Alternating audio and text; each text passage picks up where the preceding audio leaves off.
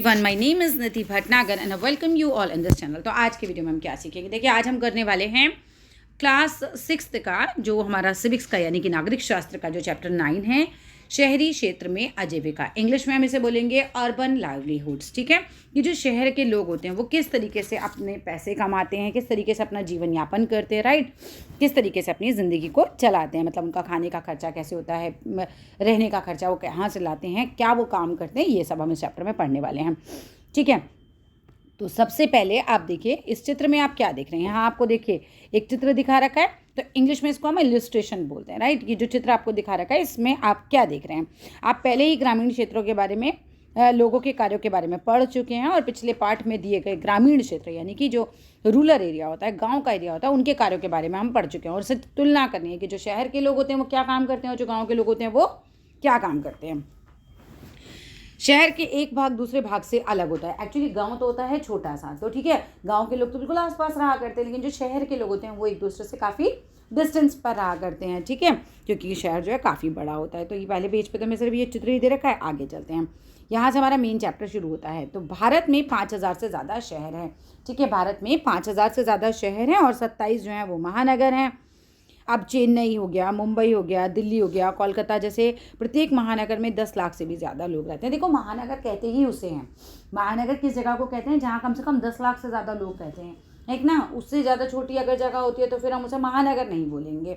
ठीक है, और काम करते रहते हैं भाई, हमें ये भी पता है कि काम करते हैं भाई इन शहरों में लोग जाके। कहते हैं कि शहर में ज़िंदगी कभी रुकती नहीं, शहर में लोग बहुत ज़्यादा बिजी रहते हैं। गाँव में इतना नहीं होता बिजी आदमी, होता है मगर उतना भागता हुआ आपको हर वक्त नहीं दिखाई देगा। लेकिन शहर अगर आप देखेंगे तो सुबह ही सुबह आप देखेंगे गाड़ियों की गाड़ियाँ, सड़क पे जाम लग रहे हैं, लोग बस भाग रहे होते हैं। चलिए शहर में जाकर देखें कि वहाँ लोग काम क्या करते हैं। बेसिकली हम इस चैप्टर में यही बताएंगे कि लोग शहर में क्या काम करते हैं, क्या वे नौकरी करते हैं या अपने रोज़गार में लगे हैं, वे अपना जीवन कैसे चलाते हैं, क्या रोज़गार और कमाई के मौके समान रूप से सभी को मिलते हैं, क्या सभी लोग जो शहर में रह रहे हैं क्या सभी को सर्विसेज मिल जाती हैं, क्या सभी को समान अवसर मिलते हैं।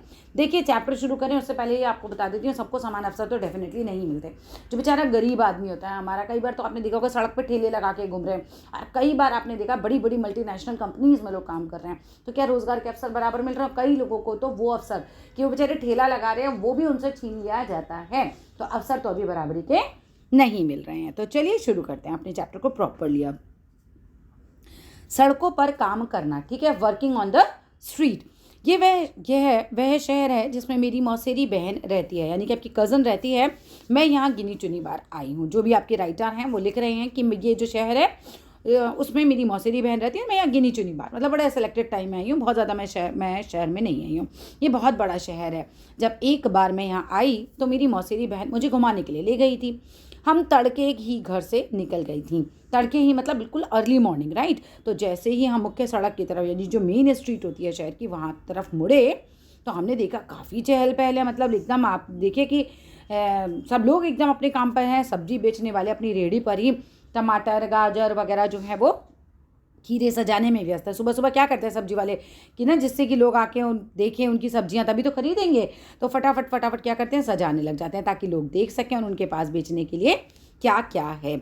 उनकी बगल में ही फुटपाथ पर एक फूल वाली बैठी थी। फुटपाथ क्या होता है, जैसे आप मेन रोड पे चलते हो तो साइड में जो चलने की जगह होती है ना, पैदल चलने वाले लोगों की, वहाँ पर फुटपाथ पर एक फूल वाली बैठी थी। वह सुंदर रंगीन व तरह तरह के फूल बेच रही थी। हमने उससे लाल और पीला गुलाब खरीदा। सड़क की दूसरी तरफ पटरी पर एक व्यक्ति अखबार बेच रहा था। वह चारों ओर से घिरा हुआ था, क्योंकि लोग उससे अखबार खरीद रहे होंगे, है ना। तो क्या होता है, अखबार सब लोग पढ़ना चाहते थे। वहाँ से बसें ज़ोर ज़ोर से हॉर्न बजाती हुई गुजर रही थी। तो आप पूरा चित्र जो है विजुलाइज करके देख लीजिए कि क्या चल रहा है। फूल वाली फूल बेच रही है, सब्जी वाले जो है अपनी सब्जियां सजा रहे हैं, अखबार बेचने वाले के पास लोग हैं। लोग क्यों है, क्या लिखा है कि भाई क्योंकि लोग अखबार पढ़ना चाहते थे। ठीक है, हर कोई अखबार पढ़ना चाहता था। वहाँ से बसें ज़ोर ज़ोर से हॉर्न बजाती हुई गुजर रही थी। ऑटो रिक्शा जो थी स्कूल के बच्चों से ठसाठस भरे हुए थे, मतलब बच्चे एकदम ठूस ठूस के ना स्कूल ले जा रहे होते हैं, तो खूब सारे बच्चों को एक साथ ऑटो रिक्शा में भर लेते हैं। पास के पेड़ के नीचे एक मोची छोटे से टिन के बक्से से अपना सामान निकाल रहा था। बेसिकली मोची के पास एक छोटा सा डिब्बा ही होता है और उसी के अंदर वो अपने सारे के सारे क्या करता भी औजार रख लेता है, तो वो निकाल रहा था सो दैट वो अपना काम शुरू कर सके। वहीं सड़क के किनारे नाई, नाई कौन होता है? जो आपके बाल काटता है, शेप बनाता है, ठीक है, अपना काम शुरू कर चुका था, नाई का काम शुरू हो चुका था। उसके पास एक ग्राहक पहले से ही था जो सुबह सुबह दाढ़ी बनवाना चाहता था। सड़क से थोड़ी दूर जाकर एक औरत ठेली गाड़ी, मतलब हाथ से जो हम गाड़ी चलाते हैं ना, ठेली गाड़ी, वो उसमें प्लास्टिक की बोतलें, डिब्बे, बालों में लगाने वाली जो पिन होती है, चिमटी, ये सब ले जा रही थी। वहीं पर एक दूसरा व्यक्ति घर घर बेचने के लिए साइकिल पर सब्जियां ले जा रहा था, ठीक है। तो हम उस जगह पर आ गई, मतलब ये और इसकी जो मौसेरी बहन है उस जगह पर आ गई जहाँ रिक्शे वाले एक कतार में खड़े होकर ग्राहक का इंतजार कर रहे थे। यहाँ पर आप देखो, ये समझने की कोशिश करना कि शहर में जो गरीब आदमी है उसकी व्यवस्था दिखा रखी है कि वो किस तरीके से क्या क्या काम करते हैं।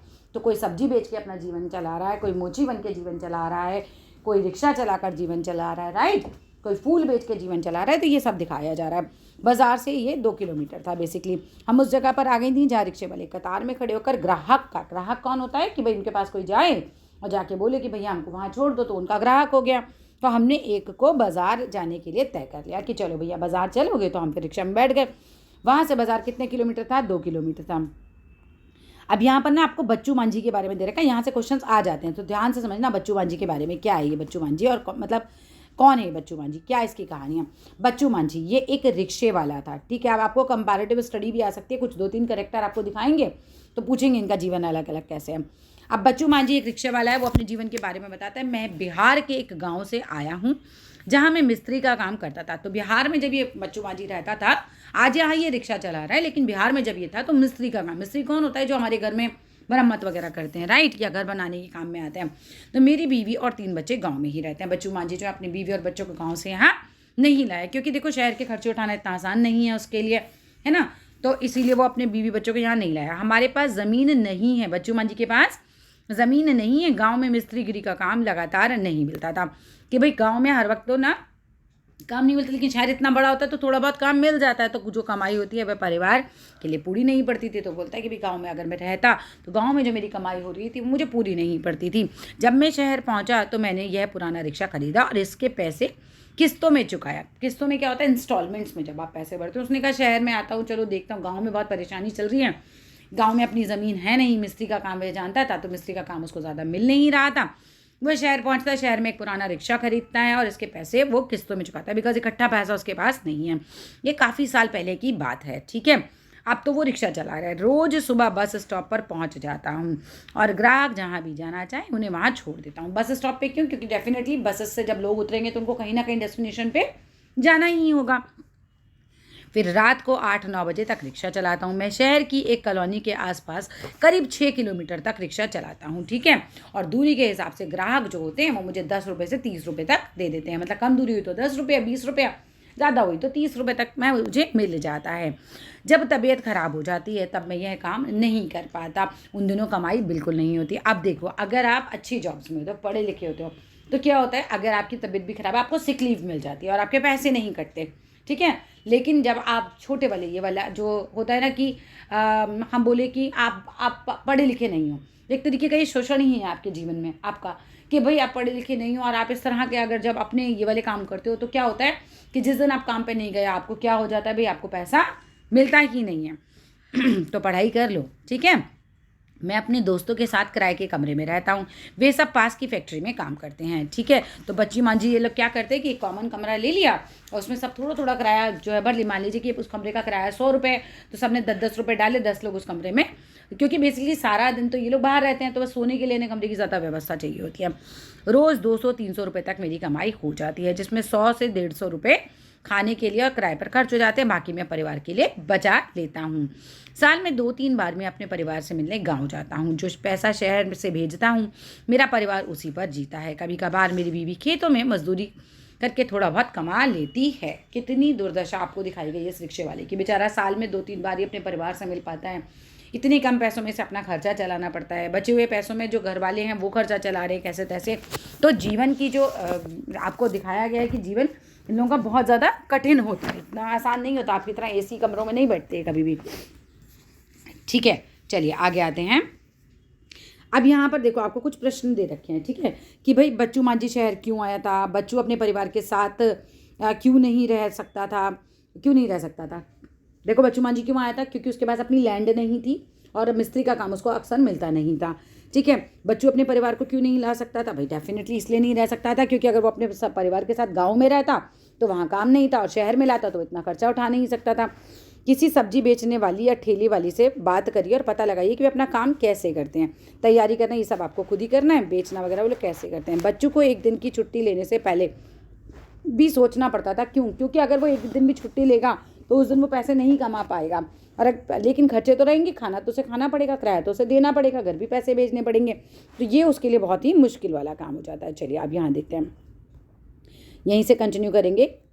ये जो हमारा लास्ट चल रहा था, बाजार वहाँ से 2 किलोमीटर दूर था। ये रहा यहाँ से।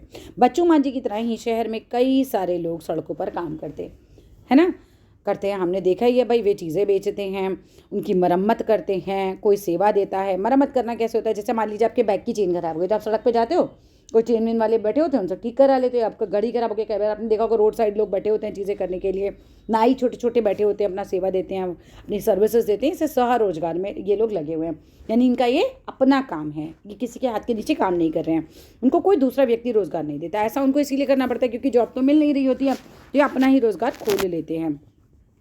उन्हें अपना काम खुद ही संभालना पड़ता है। वे खुद योजना बनाते हैं कि कितना माल खरीदेंगे और वे कहाँ और कैसे अपनी दुकान लगाएं। उनकी दुकानें अस्थायी होती हैं, यानी कि परमानेंट नहीं होती हैं उनकी दुकानें। मानिए कि क्या हुआ, आज यहाँ दुकान लगाई है, आज म्यूनसिपलिटी आके बोले यहाँ से हटाइए तो आपको हटानी पड़ेगी, फिर आपको कहीं और लगानी पड़ेगी। तो कभी कभी तो टूटे फूटे गत्ते या डिब्बे या बक्सों पर कागज़ फैलाकर दुकान बन जाती है। आपने देखा है कई बार चादर बिछा के लोग उस पर जैकेटें बेचने लग जाते हैं, सड़क पे जूते बेचने लग जाते हैं। तो ऐसी कोई परमानेंट दुकान नहीं होती, बस ऐसे ही कुछ भी फैलाकर बैठ जाते हैं और दुकानें बना लेते हैं, या खंबे या तिरपाल या प्लास्टिक चढ़ा लेते हैं।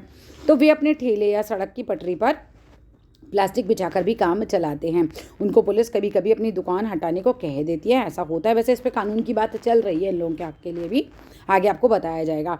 उनके पास कोई सुरक्षा नहीं होती। कई ऐसी भी जगहें हैं जहां ठेले वालों को घुसने ही नहीं दिया जाता है ना, कहा जाता है कि आप ट्रैफिक जाम कर देंगे, इलीगल है, और बहुत सारी चीज़ें ऐसी होती हैं। ठेले वाले जो चीज़ें बेचते हैं वे अक्सर घर पर उनके परिवार वाले ही बनाते हैं। अब आप गोलगप्पे खाने जाते हैं या टिक्की खाने जाते हैं तो, या कोई भी आप कोई भी खाने की चीज़ें जाते हैं तो कहाँ अक्सर उनके घर पे ही तो बनती हैं, वो घर पे बना के बाहर ले आके बेच देते हैं। तो परिवार वाले चीज़ों को खरीद कर साफ़ करके छांट करके बेचने के लिए तैयार कर देते हैं। ऐसी बहुत सारी चीज़ें होती हैं जो आप खरीद के सस्ते में लाते हैं, फिर परिवार वाले थोड़ा ठीक ठाक करते हैं और फिर ये लोग थोड़ा सा महंगे दामों में उन्हें बेच भी लेते हैं। उदाहरण के तौर पर जो सड़कों पर खाना या नाश्ता बेचने में ज़्यादातर घर पर ही बनाया जाता है। अहमदाबाद शहर के एक सर्वेक्षण में, सर्वेक्षण क्या होता है मतलब वहाँ पे जाके सर्वे जो किया जाता है, क्या पाया जा गया कि काम करने वालों में से 12% लोग सड़कों पर काम कर रहे थे। ठीक है, 12% लोग सड़कों पर काम कर रहे थे। हमारे देश के शहरी इलाकों में लगभग 1 करोड़ लोग फुटपाथ और ठेलों पर सामान बेचते हैं। अभी हाल ही फिलहाल में गलियों और फुटपाथ पर इस काम को यातायात और पैदल चलने वाले लोगों के लिए एक रुकावट की तरह देखा जाता था, लेकिन कई संस्थाओं के प्रयास से अब इनको सभी के लिए उपयोगी और आजीविका कमाने के अधिकार के रूप में देखा जा रहा है। देखो अभी हाल फिलहाल में क्या होता था कि अगर जो गलियों में या फुटपाथ पे काम करते थे तो लोग बोलते थे कि ये भाई ये जो है ये ट्रैफिक जैम करा देते हैं तो इनको हटाओ, इनको हटाओ। अभी आप जो सोचिए कि अगर आप इन सबको हटा देंगे, परमानेंट काम इन पे है, ये अपनी आजीविका चलाएंगे कैसे, अपना घर चलाएंगे कैसे? पैसा इतना नहीं कि दुकान खरीद सकें। ठीक है, तो कई संस्था जो हैं इनके लिए कोशिश कर रही हैं कि भाई इनके लिए कुछ व्यवस्था की जाए और ये इनका अधिकार होना चाहिए कि ये अपना ठेला वगैरह लगा सकें। ठीक है, आजीविका का अधिकार जिसे हम बोलते हैं ना। सरकार भी उस कानून को बदलने पर जो है वो विचार कर रही है, वरना पुलिस वाले आते हैं इनका कई बार तो सामान ही उठा के ले जाते हैं, पता है, जिससे उन पर प्रतिबंध लगा हुआ था उस कानून पर विचार करें कि नहीं यार थोड़ा तो इनके लिए हमें सोचना ही चाहिए।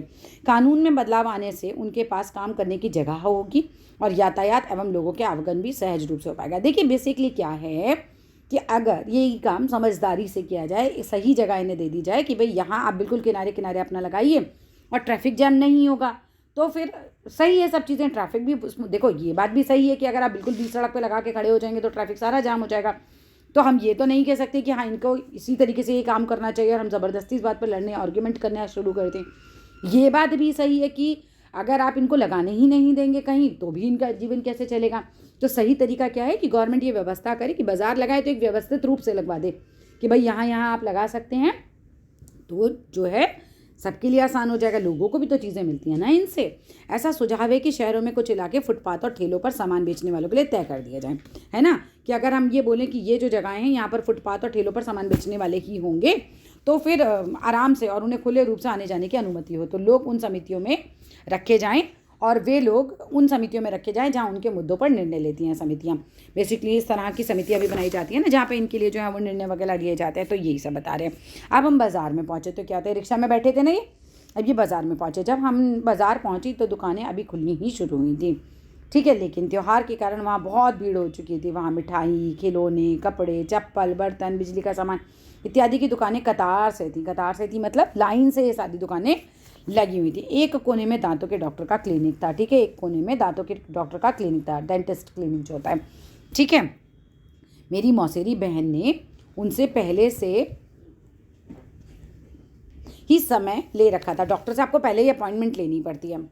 हम वहाँ पहले पहुँच गई। हमें थोड़ी देर में एक कमरे में इंतज़ार करना पड़ा क्योंकि डॉक्टर से हमने जो अपॉइंटमेंट ले रखी थी उसकी वजह से। डॉक्टर ने उनके दांतों का परीक्षण किया और दांत का छेद भरवाने के लिए अगले दिन आने को कहा। दांत में छेद था कज़न के, राइट। वह बहुत डर गई थी क्योंकि उसने सोचा कि एक तो अपना दांत खराब होने दिया, ऊपर से इतना दर्द सहन करना पड़ेगा, ये डॉक्टर जो है वो दांत निकाल देगा। तो डॉक्टर के यहाँ से हम सिले हुए कपड़ों के एक शोरूम पे आ गए थे क्योंकि मैं कुछ सिले सिलाए कपड़े खरीदना चाहती थी। इस शोरूम में 3 मंजिलें थी और हर मंजिल पर अलग अलग तरीके के कपड़े थे। हम तीसरी मंजिल पर पहुंची जहां लड़कियों के कपड़े रखे हुए थे। अब ये क्या होता है, जो डॉक्टर के यहाँ पहुंचते हैं, डॉक्टर के बाद कहाँ जाते हैं, कपड़े खरीदने जाते हैं, बड़ी दुकान। हरप्रीत क्या कहते हैं, पहले मेरे पापा और चाचा एक छोटी सी दुकान में काम करते थे।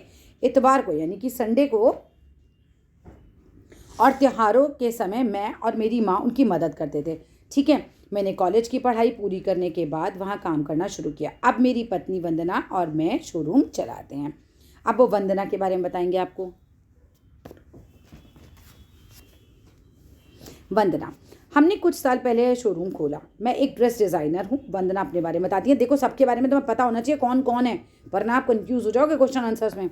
तो वंदना जो थी बताती है कि मैं क्या हूँ, एक बड़ी ड्रेस डिज़ाइनर हूँ। मैं तरह तरह के फैशन के कपड़े बनाने की पढ़ाई मैंने की है, लेकिन आजकल लोग कपड़े सिलवाने की जगह सिले सिलाई यानी कि रेडीमेड कपड़े खरीदना पसंद करते हैं। इसीलिए मेरा ध्यान इस बात पर ज़्यादा रहता है कि कैसे इन रेडीमेड कपड़ों को आकर्षक रूप से सजा कर रखा जाए, सो दैट लोग आएँ, उन कपड़ों को देखें, है ना, और उन कपड़ों को खरीदें।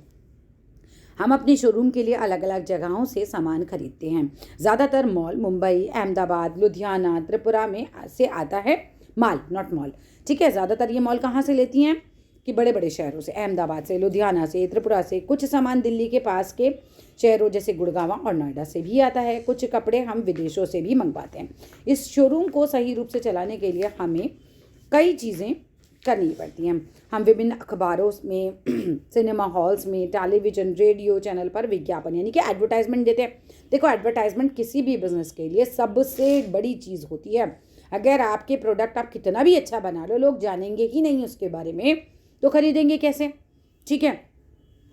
तो क्या होता है, अभी तो शोरूम किराए पर है, पर हम जल्दी ही इसे खरीद लेंगे। जब से यह बाज़ार आसपास में रहने वाले लोगों के लिए मुख्य बाज़ार बन गया, तब से हमारा व्यापार बहुत बढ़ गया। यानी कि एक मुख्य बाज़ार बन गया तो लोग जो हैं वो यहाँ आने लगे तो चीज़ें हमसे खरीदने लगे, ठीक है।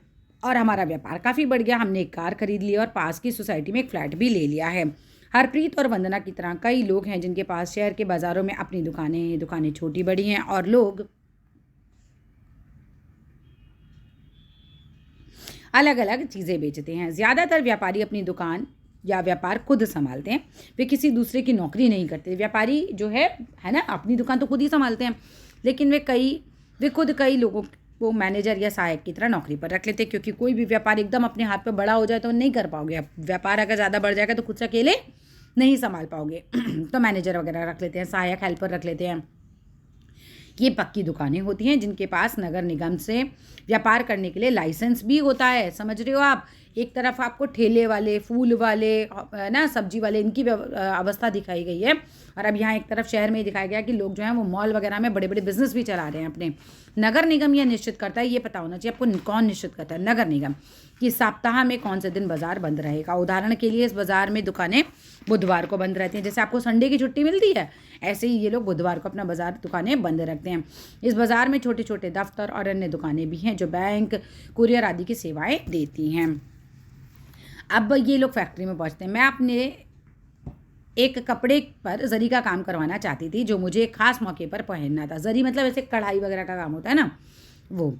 मेरी बहन ने कहा कि वह निर्मला को जानती है जो कपड़े सिलने के लिए फैक्ट्री में काम करती है। निर्मला के पड़ोसी जरी और कढ़ाई का काम करते हैं। कौन करते हैं? निर्मला के पड़ोसी।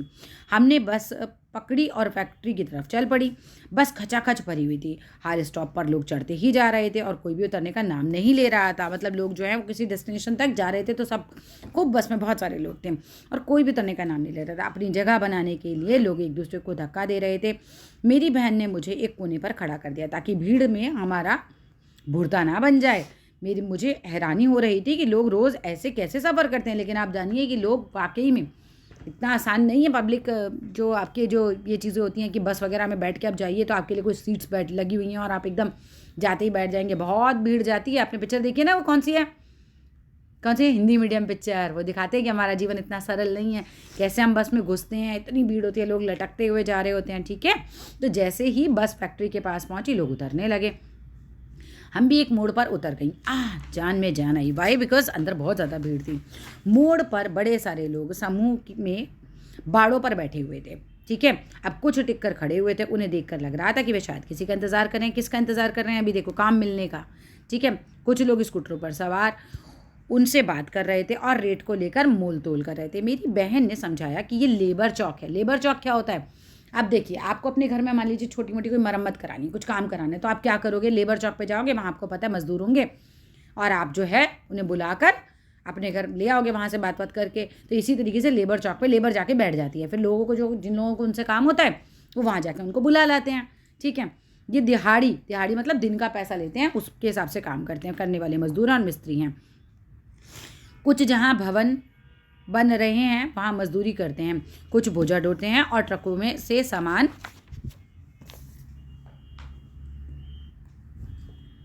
उतारते हैं। कुछ लोग टेलीफोन की लाइन और पानी की पाइप के लिए खुदाई का काम भी करते हैं। हमने देखा ना, सड़क पे मजदूर वगैरह काम कर रहे होते हैं, खुदाई चल रही होती है, टेलीफोन लाइन डालनी है, पाइपलाइन डालनी है, लेकिन इन्हें हमेशा काम नहीं मिलता। ऐसे हज़ारों अनियमित मजदूर शहर में हैं। हम फैक्ट्री में घुसे तो हमने पाया कि वहाँ अलग अलग काम करने के लिए अलग अलग विभाग थे। उनमें ऐसा लग रहा था कि लोगों की कभी ना ख़त्म होने वाली पंक्तियाँ थी। मतलब बहुत सारे लोग थे, इतने सारे, है ना। जहाँ कपड़े सिल जा रहे थे उस विभाग में हमने देखा कि लोग छोटे से कमरे में मशीनों पर काम कर रहे थे, कपड़े सिल रहे होंगे। एक एक व्यक्ति एक एक सिलाई की मशीन पर लगा हुआ था और हर कमरे में ऐसी बहुत सारी मशीनें थी। जो कपड़े तैयार हो रहे थे वे कमरे में एक तरफ तय कर लगाए जा रहे थे। ये देखो, आपको लेबर चौक की भी दिखा रखी है कि बेचारे इस तरह से बैठे होते हैं कि कोई काम दे दे। कई बार इन्हें काम मिलता है, कई बार इन्हें काम नहीं मिलता, पूरे दिन बेचारे ऐसे ही रह जाते हैं। हमने निर्मला को ऐसी ही एक जगह पर पाया। कहाँ? वो जो फैक्ट्री थी। वह मेरी बहन से मिलकर बहुत खुश हुई। उसने वादा किया कि वह मेरे कपड़ों पर जरी का काम करवा देगी। निर्मला कपड़े निर्यात करने वाली, मतलब बाहर भेजने वाली एक कंपनी में दर्जी का काम करती है। जिस फैक्ट्री में वह काम करती है वह अमेरिका, इंग्लैंड, जर्मनी, नीदरलैंड जैसे देशों के लिए गर्मी के कपड़े वहाँ के लिए सिले जाते हैं। दिसंबर से अप्रैल तक निर्मला पर काम का बोझ बहुत ज़्यादा रहता है। अक्सर वह 9 बजे सुबह काम शुरू करती है, रात को 10 बजे तक ही काम निपट पाता है। कई बार तो और भी देर हो जाती है। वह हफ्ते में 6 दिन काम करती है। जब काम जल्दी का होता है तो इन्हें इतवार का भी काम करना पड़ता है। निर्मला को रोज़ 8 घंटे तक काम करने के लिए 280 रुपये मिलते हैं और अतिरिक्त 100 रुपये देर तक काम करने का मिलता है। जून तक काम खत्म हो जाता है तो फैक्ट्री वाले इन दर्जियों की संख्या घटा देते हैं। यानी कि देखिए, एक और दुर्दशा दिखाई है कि जब इनके पास ज़्यादा काम होता है तो ये इन्हें रख लेते हैं, लेकिन जैसे इनका काम कम होता है, फैक्ट्री वालों पे काम कम होता है, तो इन मजदूरों को या इन काम करने वाले लोगों को निकाल दिया जाता है। सोचो उन दिनों में ये कैसे कमाई करें, फिर डिफ़िकल्ट हो गई इनकी लाइफ। तो निर्मला को भी निकाल दिया जाएगा। हर साल करीब 3 से 4 महीने के लिए उनके पास काम नहीं रहता। तो निर्मला की तरह ही कारीगर अनियमित रूप से काम में लगे होते हैं। अनियमित मतलब क्योंकि कभी काम है कभी काम नहीं है, मतलब उनको काम पर तभी आना होता है जब मालिक को ज़रूरत होती है। उनको रोज़गार तभी मिलता है जब मालिक को बहुत सारा काम मिल जाता है या फिर ख़ास मौक़ों में काम मिलता है। साल के बचे हुए समय में उन्हें दूसरा काम ढूंढना पड़ता है। निर्मला की तरह नौकरियां स्थायी नहीं होती हैं। अगर कारीगर अपनी तनख्वाह या परिस्थितियों के बारे में शिकायत करते हैं तो उन्हें निकाल दिया जाता है। ये भी मुश्किल है कि अगर आप शिकायत करोगे तो आपको निकाल देंगे। नौकरी की कोई सुरक्षा नहीं होती। अगर कोई बुरा व्यवहार करे तो उसके बचाव के लिए कुछ नहीं होता। उनसे बहुत लंबे समय तक रोज़ काम करने की उम्मीद भी रखी जाती है। उदाहरण के लिए बिजली से चलने वाले करघों की यानी कि पावर लूम फैक्ट्रियाँ जो होती हैं ना, पावर लूम्स जो फैक्ट्रियाँ होती हैं में मजदूर दिन और रात की पालियों में 12-12 घंटे काम करते हैं, यानी कि शिफ्टों में काम किया जाता है। 12 घंटे कोई काम कर रहा है, 12 घंटे कोई काम कर रहा है। उन्हें 8 घंटे से ज़्यादा काम करने की मजदूरी अलग से नहीं मिलती, लेकिन काम 12 घंटे कराते हैं। हो रहा है ना शोषण उनका। अब ये दफ्तर में पहुँचता है तो दफ्तर में मेरी मौसी सुधा विपणन प्रबंधक यानी कि मार्केटिंग मैनेजर हैं। ठीक है, उन्होंने हमें शाम 5:30 से पहले अपने दफ्तर पहुंचने को कहा था। हमने सोचा कि देर ना हो जाए ताकि ऑटो रिक्शा ले लिया जिससे हम बिल्कुल समय पर पहुंच जाएं। ऑटो रिक्शा थोड़ा फास्ट चलेगा रिक्शा से, तो इन्होंने ऑटो रिक्शा से अब ये ऑफिस पहुंचती हैं। उनका दफ्तर एक ऐसी जगह पर था जहाँ चारों तरफ बड़ी बड़ी इमारतें थीं।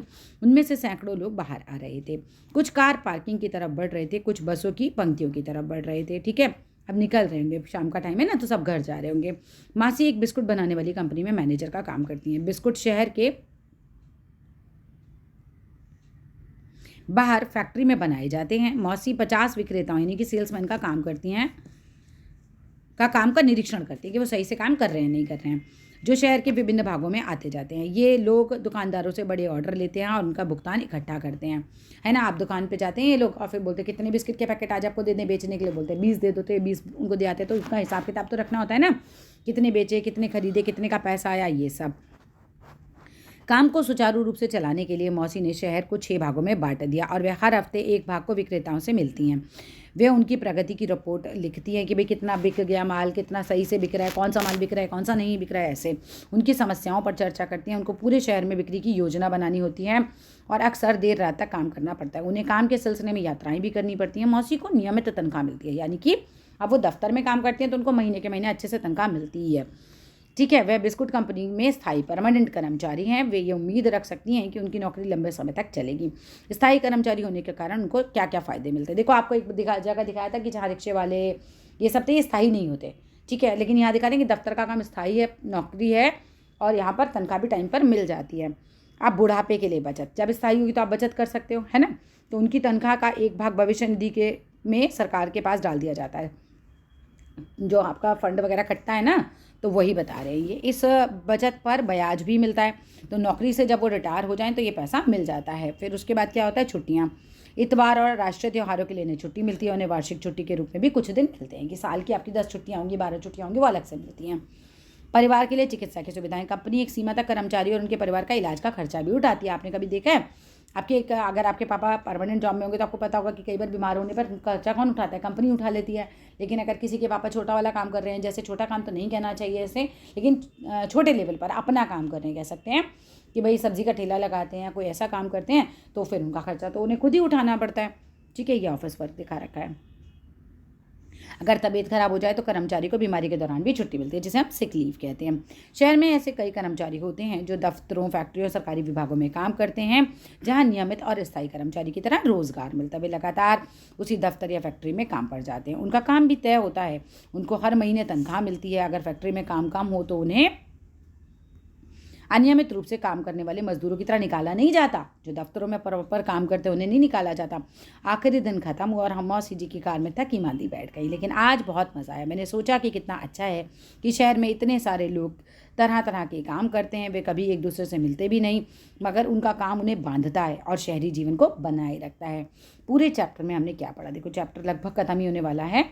हाँ, ख़त्म ही हो गया, बल्कि अभ्यास कार्य है ये। तो पूरे चैप्टर में हमने ये पढ़ा कि यहाँ पर शहर में आपको 2 तरीके के लोगों का जीवन दिखाया गया। मजदूर वर्ग दिखाया गया, लेबर क्लास दिखाई गई, और दूसरा ऑफिस वर्ग। तो ठीक है, अब आपने अंतर भी समझ लिया। तो चलिए, that's all in this video. फिर मिलते हैं नेक्स्ट वीडियो में। Thank you. वीडियो अच्छा लगे तो लाइक करना, शेयर करना, चैनल को सब्सक्राइब करना।